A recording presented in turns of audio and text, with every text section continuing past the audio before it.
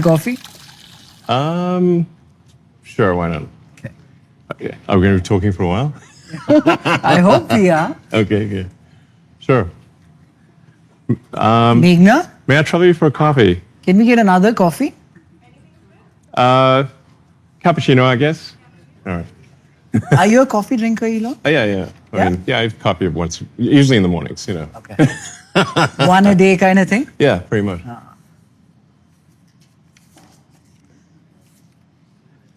want to wait for it? No, I'm good.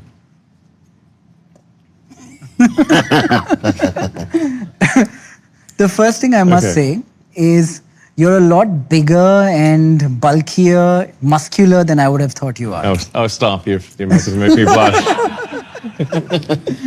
Really? Seriously? Yeah, I mean, look, on the internet, I'm small, you know. You're essentially... What percentage of internet is spent on Twitter? Is there a number to it? On X? Well, so we have like about 600 million monthly users. Although it can spike up if there's some major event in the world. It can get up to, I don't know, 800 million or a billion if there's some major event in the world. So there's, I don't know, 250 to 300 million per week type of thing. It's a pretty decent number. And it tends to be readers, you know, people that read words. You know, so... Do you think that'll change? Yeah, I mean, there's certainly a lot of video on the X system, but at this point, increasing amounts of video. But I think where the X network is strongest is among people who think a lot and read a lot. You know, so that's where it's going to be strongest, because we have words. and you know, so among readers, writers, and thinkers, I think X is number one in the world. As far as social media goes, the form factor, if you had to wager a guess for tomorrow, how much is text, how much is video? I've heard you speak about maybe voice and hearing being the next form of communication with AI. What happens to X in its true form? How does it evolve? Yeah, so I do think most interaction is going to be video in the future. Most interaction is going to be real-time video with AI. So real-time video comprehension, real-time video generation. That's going to be most of the load. And that's how it is for most of the internet right now. It's most of the internet is video. Text is a pretty small percentage, but the text tends to be higher value generally, or it's more densely compressed information. Like so, but if you say like, what is the most amount of bits generated and compute spent, it's certainly going to be video. So I used to be a shareholder of X, a very small one. Okay. And I got paid when you bought it, when you bought Twitter and you made it X. Happy decision? Glad you did it? Yeah, I think it was important. You know, I felt like Twitter was heading in, or had gone in a direction that had sort of more of a negative influence on the world. You know, it was. I mean, of course, this depends on one's perspective. Some people will say, well, actually, they liked the way it was, and now they don't like it. But I think the fundamental thing was that Twitter was amplifying, I would say, a pretty far left by most people's standards in the world's ideology, because of where it was based in San Francisco. So, and they actually suspended a lot of people on the right. So from their perspective, even someone in the center would be far right. If you're far left, anyone in the center is far right, because it's just on the political spectrum. They're just as far left as you get in the United States and in San Francisco. So what I've tried to do is just restore it to be balanced and centrist. So there haven't been any left-wing voices that have been suspended or, you know, banned or de-amplified or anything like that. Now, some of them have chosen to just go somewhere else, but at this point, it is the operating principle of the X system is to adhere to any country's laws, but not to put our thumb on the scale beyond the laws of a country. When I think of social media, thank you. When I think of social media, Elon, I feel like even data suggests that the current incumbents seem to be losing traction amongst the youngest of audience. Yeah. Even platforms like Instagram, I mean, they're not exactly like Twitter, but platforms across the board. If one had to rework social media and build something bottom up, what do you think would work for the world of tomorrow? Well, I mean, I don't think that much about social media, to be frank. I mean, it's I can mostly just want to have something where there's in the case of X, kind of a global town square, where people can say what they want to say with words, pictures, video, where there's a secure messaging system. We've recently added the ability to do audio and video calls. So you're really trying to bring the world together into a collective consciousness. And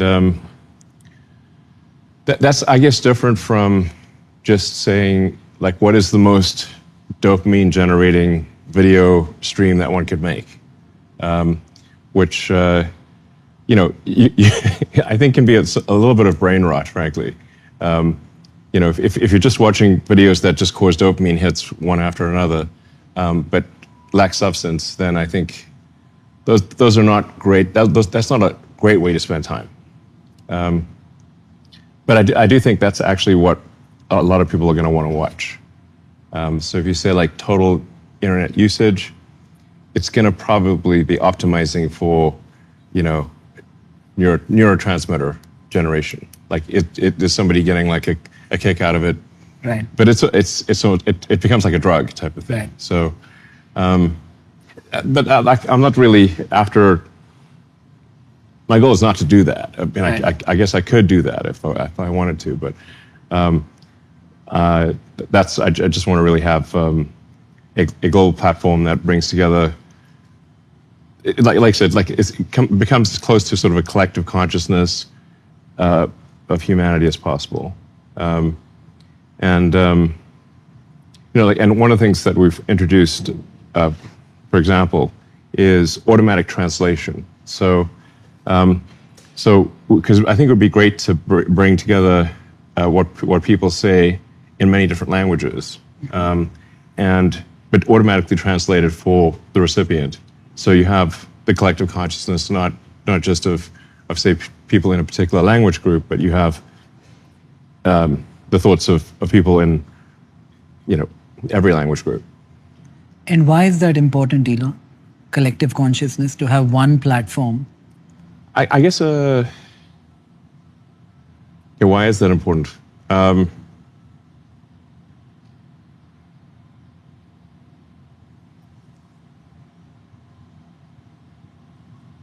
I guess it's, you could also say like why, if you consider humans, like humans are composed of around 30 to 40 trillion cells. And there's trillions of synapses in your mind. But there's no the why of it. I mean, I guess it's just so we can increase our understanding, increase our understanding of the universe. So I guess I had this sort of question about what's the meaning of life. Like why is anything important? Why are we here? What's the origin of the universe? What is the end? what are the questions that we don't even know to ask? And probably the questions we don't even know to ask are the most important ones. So I'm just trying to, I guess, understand what's going on. What is going on in this reality? Is this is this reality? And, and where did you get when you asked, what is the point of life? Yeah, so I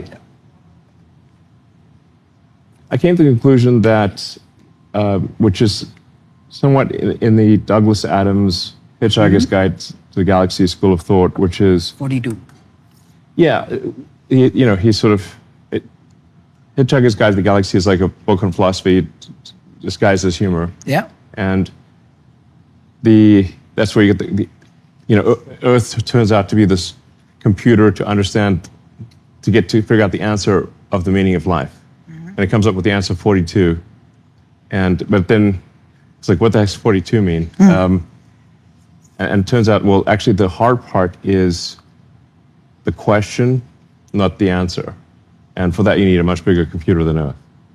So basically what Douglas Adams was saying is that we actually don't know how to frame the questions properly. And so I think by expanding the scope and scale of consciousness, we can better understand what questions to ask about the answer that is the universe. Do you believe the collective consciousness of society? When I was watching this movie recently called The Gladiator, Russell Crowe. Have you seen it? Yeah. In Gladiator in Rome, when people are fighting and the crowd is cheering when people kill each other, the collective is very much like the mob. It doesn't have nuance in its opinion per se. Well, that's a particular kind of mob. I mean, they're sort of going there to see people kill each other, Do you suspect the society we live in today is very different? We don't generally, at this point, we don't, go watch people kill each other. Maybe some kind of euphemism of that. Sports, I suppose. So people do sports without, where teams attempt to defeat each other, but minus the death. Right. So just going back to the consideration of a human, we all started out as one cell, but now we are over 30 trillion cells.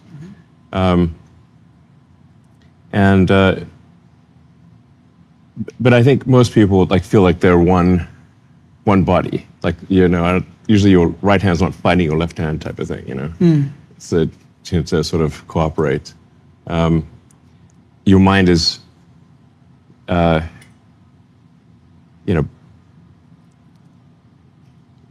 just a vast number of neurons. But most of the time it doesn't feel like there's, a trillion voices in your brain. Hopefully not. So there's clearly more that happens when you have trillions of cells working as a cellular collective than, say, one cell or a small, small multicellular creature. There's clearly something different that happens. Like you can't talk to a bacteria, Yeah. It's very silent. They just sort of wiggle around and. From their perspective, I don't know. I was sort of, what is life like from the perspective of an amoeba, But I know you can't talk to an amoeba. Like they don't talk back. But you can talk to humans. So there's just something obviously qualitatively, fundamentally different for humans once you have a large number of cells and sufficiently large brain type of thing. You can now talk to humans. And they can say things, they can produce things, but bacteria are not going to produce a spaceship, for example, but humans can. So I think there's something qualitatively different that also happens when there's a collection of humans. In fact, it's safe to say that a single human cannot make a spaceship. I could not make a spaceship by myself, but with a collection of humans, we can make spaceships. So there's something obviously qualitatively different about a collection of humans. In fact, it would be impossible for me to learn all of the areas of expertise. There wouldn't be enough time in one lifetime to even learn all the things before I was dead. So you really fundamentally have to have a collection of humans to make a rocket. Then I think there are probably some other qualitative scaling things that happen when you have groups of humans, and then if the quality of the interaction, of the quality of the information flow is the better it is, the more the human collective will achieve. And like I said, I'm just curious about the nature of the universe, and I think it's safe to say, like if we increase the scope and scale of consciousness, we're much more likely to understand the nature of the universe than if we reduce it. Is that a bit like spirituality? A lot of people talk to me about spirituality. Right. I still don't know what it actually means. Like, I keep asking them, what do you mean? Yeah. What do you mean? Yeah, I mean, a lot of people have spiritual feelings. Right. And I wouldn't try to deny that those spiritual feelings are real to them. But it doesn't entirely translate. I can't, just because somebody else has a spiritual feeling doesn't mean that I would have that spiritual feeling. I tend to be kind of physics pulled, which is like if something has predictive value, then I'll pay more attention to it than if it doesn't have predictive value. Right. Physics, I would say, is the study of that which has predictive value. I think it's a pretty good definition. My primary job, Elon, is a stock broker and stock investor. Okay. There is no predictive value. Nobody knows what will happen tomorrow. Well, but I think you can generally say, that if it's long term for a company, then you can say, like, well, do you like the products or services of that company, and is it likely to? Do you like the product roadmap? Do you like? It seems like they make great products, and they're likely to make great products in the future. If that's the case, then I would say that's probably a good company to invest in. And I think you also want to believe in the team. So if you say, well, that's a talented and hardworking team. They make good products today. They seem to be still motivated to make things in the future. Then I'd say that's a good company to invest in. Fair point. Yeah, and now that won't solve for the daily fluctuations, which happen and sometimes are pretty extreme. But over time, that is the right way to invest in stocks, because a company is just a group of people assembled to create products and services. So you have to say, well, how good are those products and services? Are they likely to continue to improve in the future? If so, then you should buy the stock of that company, and then don't worry too much about the daily fluctuations. Right. What's got you most excited now, Elon, in terms of all that you're building? You're doing so much. So let me just preface and contextualize who is watching this. Our audience is largely wannabe entrepreneurs in India. Okay. Really ambitious, really hungry, want to take the risk and build something. And I feel like all of us have so much to learn from you because you've done it so many times over in so many different domains. Yeah. So we will speak to them today, and I will try and center all my questions in that direction so they can take advantage of this conversation and maybe take a chance and build something. Okay, sure. Yeah, I guess the most important thing to do is just make useful products and services. Which one of all the products and services that you're building has got you most excited today? Well, I think that there's increasingly a convergence actually between SpaceX and Tesla and XAI.